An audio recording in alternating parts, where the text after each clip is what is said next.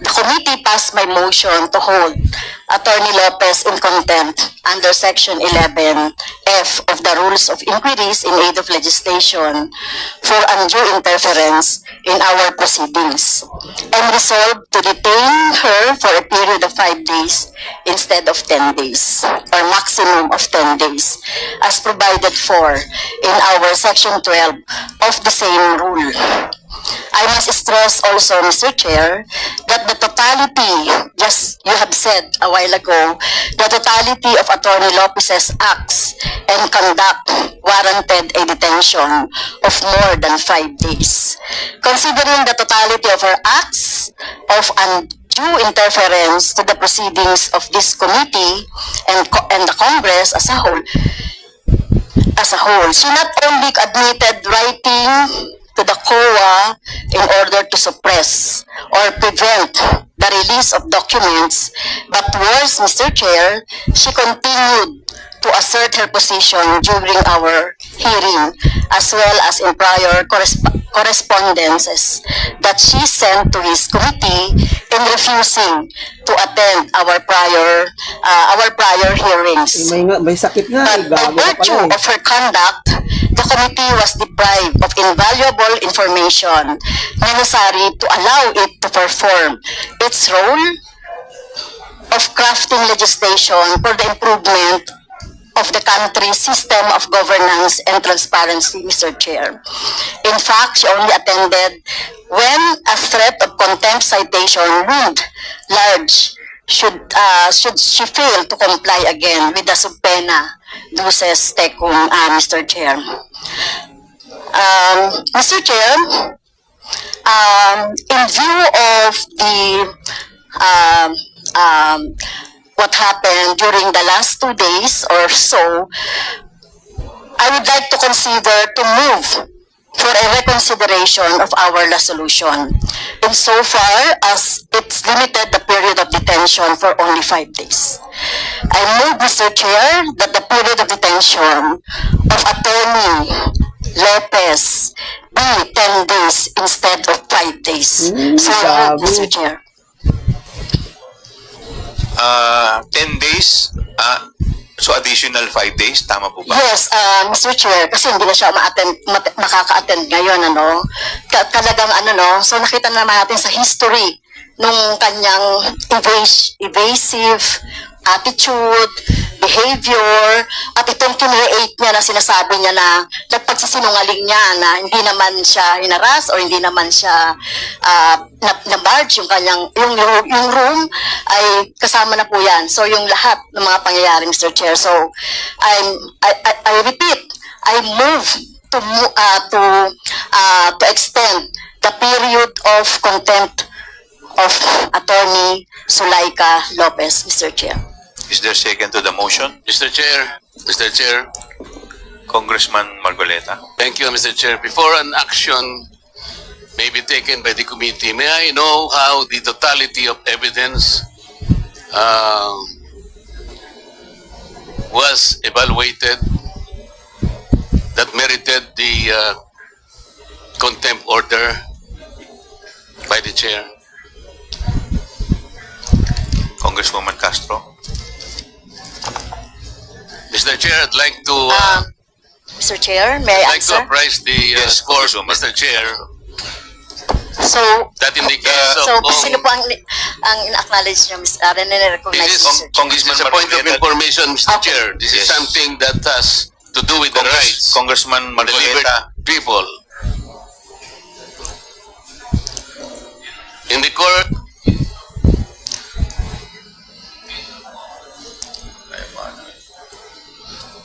Pinatayan pa siya. Congressman Margoleta, let us, the chair recognizes Congressman Pinatay So, yan. may I ask, Mr. Please Chair? proceed, Congresswoman Castro. Mr. Chair, may I ask the action of the committee first on my motion, Mr. Chair, before we We entertain? will rule on the Okay. motion first. Okay. Is there any second to the motion? Mr. Chair, may I be recognized? Duly seconded. Is there any objection?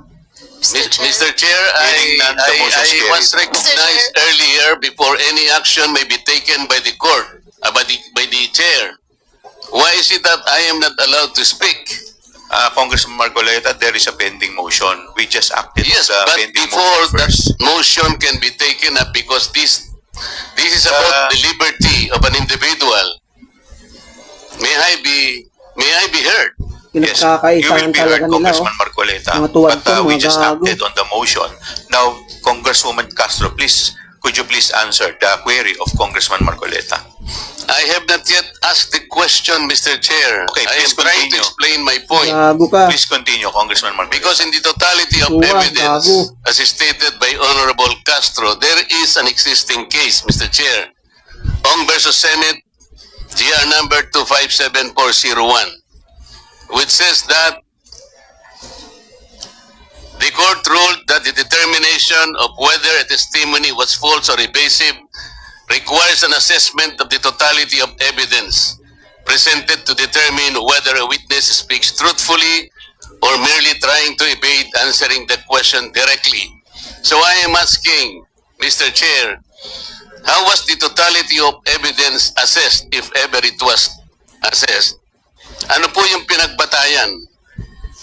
I think we deserve to know how the assessment was made. This concerns the liberty of an individual. Under the Constitution, no one should be deprived of life, liberty, or property without due process of law. I think Attorney Lopez deserves to be heard. Ano po yung assessment na ginawa ng chair o ng committee? Kasi po, ang nabasa ko lang o nakita ko, Mr. Chair, Attorney Lopez wrote the COA explaining the position of the OBP that the audit observation memo is not conclusive, which means, Mr. Chair, Attorney Lopez is merely explaining the nature of an audit observation memo. If I were the lawyer of the OBP, I would have done the same. Because I think the very nature of the AOM, it is not final and executory. Why would the COA abdicate its mandate of auditing the transaction or the funds utilization of the OBP? Why would the committee, Mr. Chair, arrogate upon itself the very mandate and responsibility of the Commission on Audit? Article 9D, Section 2, Paragraph 1 of the 1987 Constitution, Mr. Chair, I will read. The Commission on Audit shall have the power, authority, and the duty to examine, audit, and settle all accounts pertaining to the revenue and receipts of and expenditures or uses of funds and property. Mr. Chair, this constitutional provision jives with Section 25, Paragraph 2 of Presidential Decree 1445 or the State Audit Code of the Philippines, which says, to develop and implement a comprehensive audit program that shall encompass an examination of financial transactions, accounts, and reports, including evaluation of compliance with applicable laws and regulations. Meaning to say, Mr. Chair, the mandate and authority to audit accounts on the expenses or expenditures of government is only the COA. I believe it is my respectful submission, Mr. Chair, that this committee usurped that particular mandate and that will now put the Commission on Audit positions in a compromise, Mr. Chair.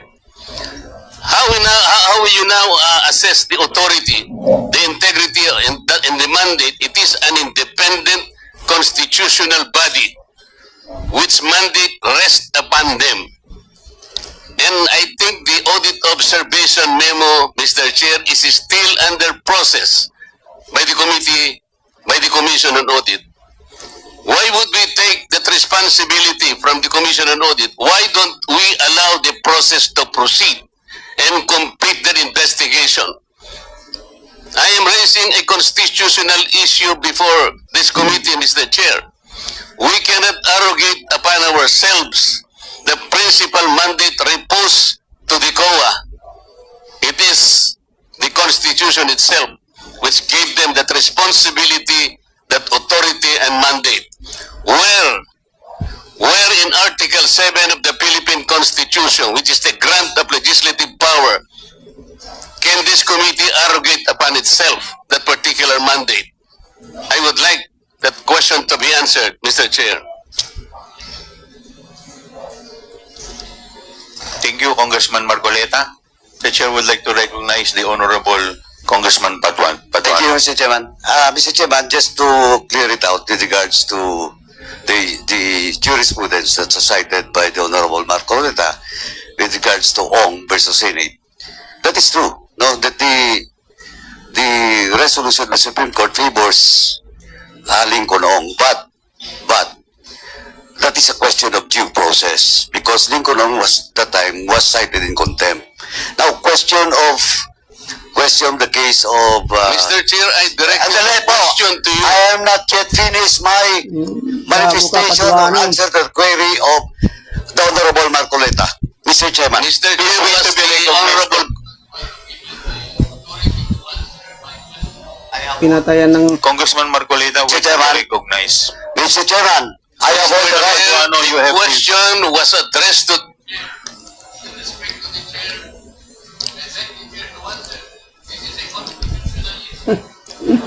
Congressman tahimik na sila. Marcoleta, let me first recognize Congressman Patuano. before you recognize him. Congressman Marcoleta, you are out of order. I deserve, Mr. Chair, an answer. Yes. Sagutin niyo muna siya.